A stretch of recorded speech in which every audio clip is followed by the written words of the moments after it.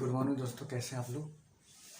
आज हम लोग प्रतियोगिता दर्पण का जो इकोनॉमिक है, आर्थिकी है, उसका ऑब्जेक्टिव पूरा पढ़ लेंगे, है ना। जितना भी एमसीक्यू उससे बनता है, अक्टूबर महीने का आर्थिकी इकोनॉमिक्स वाला पोर्शन का जितना भी इम्पोर्टेंट फैक्ट बनता है उसको एक जगह इकट्ठा लिख दिया है। इसको हम लोग डिटेलिंग में समझ लेते हैं। वैसे डिटेलिंग का एक वीडियो ऑलरेडी इसका बन चुका है, उसको आप देख लीजिएगा डिटेलिंग के लिए। इसको हम फैक्चुअल बेसिस के लिए बनाए कि फैक्ट मेन फैक्ट को लिखते रहे जो परीक्षा के लिए इम्पोर्टेंट हो सकता है। तो चलिए शुरू करते हैं। पहला क्या है कि बहुराज्यीय सरकारी सोसाइटी संशोधन विधेयक का विशेषता क्या है। इसको हम लोग डिटेलिंग बहुत अच्छा से समझ चुके हैं कि बहुराज्य सहकारी सोसाइटी होता क्या है ना। सहकारी क्या होता है सबको हम लोग डिटेलिंग वाला वीडियो में पढ़ चुके हैं। यहाँ पे केवल हम लोग फैक्ट देखेंगे। तो बोलता क्या कि बहुराज्य सहकारी सोसाइटी संशोधन विधेयक का विशेषताएं क्या है। तो पहला, इलेक्शन कमेटी का गठन होगा, है ना, यानी कोऑपरेटिव इलेक्शन कमेटी का गठन होगा। दूसरा क्या होगा कि SC ST और महिला का आरक्षण उसमें तय होगा। Rehabilitation, reconstruction and development fund का गठन किया जाएगा। ये तीनों विशेषताएं हैं, ठीक है। तो और भी कुछ है, लेकिन प्रमुख रूप से ये तीन विशेषताएं हैं।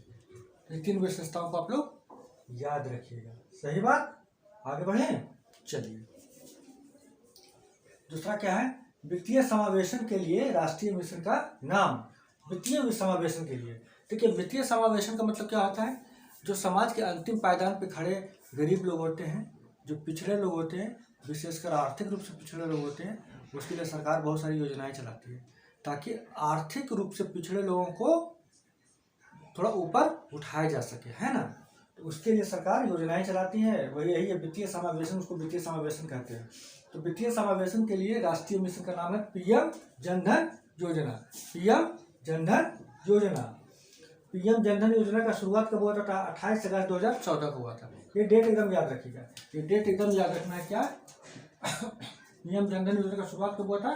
28 अगस्त 2014 को, एकदम डेट याद रखना है, ठीक है। आगे बढ़ें। इसी तरह जो प्रतियोगिता दर्पण का मेन फैक्ट होता है ना, वो डिटेलिंग के साथ हम लोग फैक्ट एकदम याद रखना है।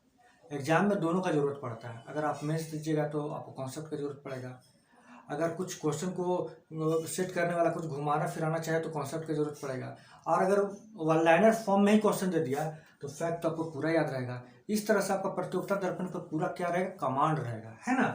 तो इसी तरह से हम लोग पढ़ते हुए चलेंगे कि डिटेलिंग भी पढ़ेंगे, फैक्ट भी पढ़ेंगे, दोनों का वीडियो है मेरे पास। PM जनधन योजना की विशेषताएं क्या है। चलिए, PM जनधन योजना तो पढ़ लिए थे हम लोग। वित्तीय समावेशन के लिए एक राष्ट्रीय मिशन है, एक क्या है, राष्ट्रीय मिशन है, ये राष्ट्रीय मिशन है ये। अब PM जनधन योजना का विशेषता क्या है, कोई पूछ देगा विशेषता क्या, ऑब्जेक्टिव पूछ देगा कि PM जनधन योजना का विशेषता क्या होता है, और 3 ऑप्शन दे देगा। बोल देगा 0 बैलेंस होता है, 2 लाख बीमा दुर्घटना होता है, 10,000 रुपये का ओवर ड्राफ्ट होता है। तो तीनों सही होगा, है ना। यानी कि 0 बैलेंस अकाउंट खुलेगा।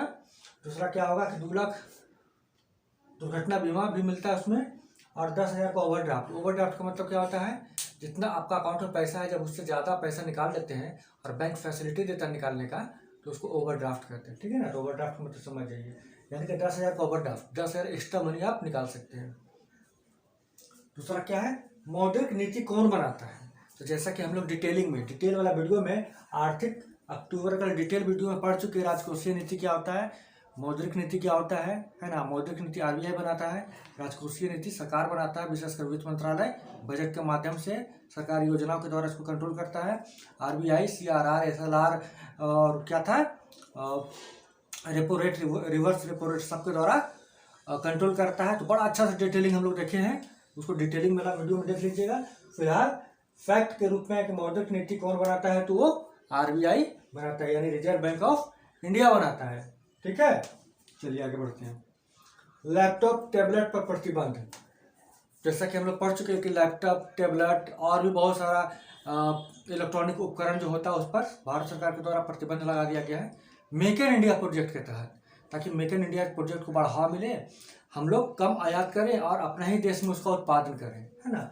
तो इसके लिए क्या किया, प्रतिबंध लगाया गया। ये प्रतिबंध कब से लागू होगा, 1 नवंबर 2023 से लागू हो जाएगा। 1 नवंबर 2023 से लागू हो जाएगा।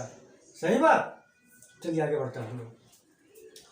खुदरा मुद्रास्फीति के प्रकार। खुदरा मुद्रास्फीति बहुत बढ़िया समझे कि होलसेल प्राइस क्या होता है, रिटेल प्राइस क्या होता है, होलसेल जो बोलते थोक मुद्रास्फीति क्या होता है, और जो उपभोक्ता मुद्रास्फीति क्या होता है उसके बारे में बहुत अच्छा से हम लोग पढ़े हैं, है ना। तो लेकिन फिर अभी हम फैक्ट के रूप में देखते हैं तो खुदरा मुद्रास्फीति के प्रकार क्या होता है।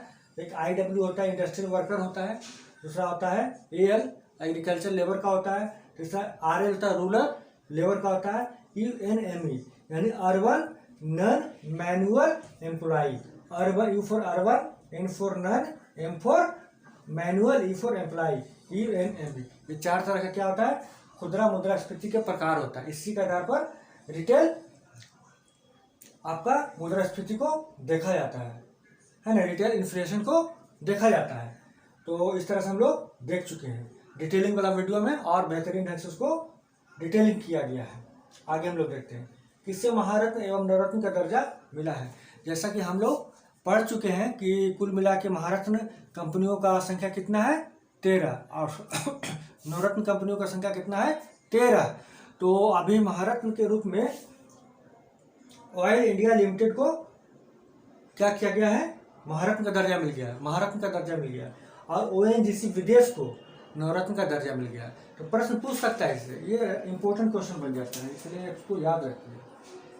नवरत्न और महारत्न वाला इंपॉर्टेंट, इसको आप याद रखिएगा, है ना। इसमें और भी बहुत सारा इंपॉर्टेंट है, सब तो इम्पोर्टेंट ही है ना। कोई भी अनर्गल नहीं डाला गया, सब इम्पोर्टेंट जो एग्जाम के पर्पज से पूछ सकता है ना, क्वेश्चन घुमा फिरा कर। तो इस प्रकार आगे हम लोग देखते हैं कि ये इसको कंप्लीट कर चुके हैं।